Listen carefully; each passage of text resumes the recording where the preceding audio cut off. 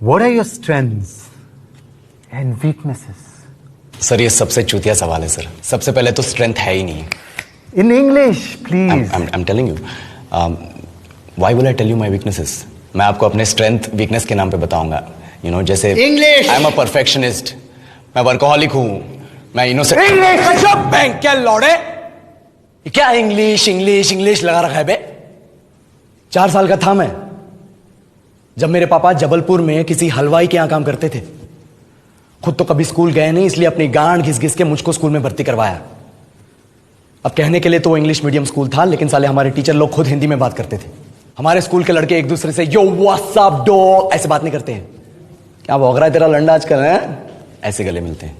किसी तरह रट्टा मार मार के 10th तक पहुंचे तो पता चला कि जिंदगी में सफल होने के लिए एक ही तरीका है और वो है इंजीनियरिंग. सब यही कहते थे.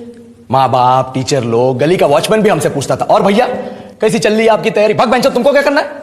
इसलिए हमारे स्कूल के बच्चे हम सब पहुंच गए बकरों की तरह. मैं IIT, मैं NIT.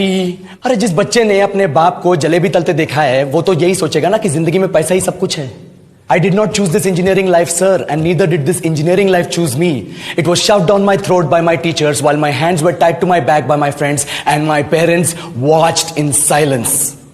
और इंग्लिश सुनेगा तू मादरचोद तो सुन.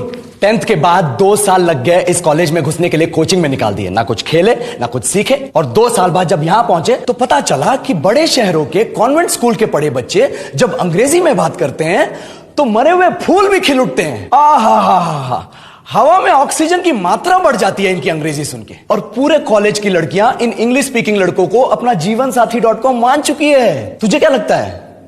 मुझे कभी लगा नहीं कि मैं अपनी अंग्रेजी पे काम करूं, अपने पर्सनालिटी पे काम करूं. बहुत लगा. ये चूतिया इंडस वैली सिविलाइजेशन का जो एजुकेशन सिस्टम बिठा के रखे हो, जिसमें हर साल में 10 सब्जेक्ट, हर सब्जेक्ट में theory, practical, viva, lab work, external, internal, majors, minors, assignment, project, thesis, गांड मार के रख लिया हमारी. महीनों तक नहाना भूल जाते हैं हम लोग और फिर हमारा परसेप्शन बना देते हो कि हम ऐसे ही रहना चाहते हैं. अब इस साल में एक बार कल्चरल फेस्टिवल आता है, एक बार. उसके लिए भी प्रोफेसर से भीख मांगनी पड़ती है. अरे बिना इंग्लिश बोले, बिना लड़कियों से बात किए कौन गांडू रहना चाहता है वैसे?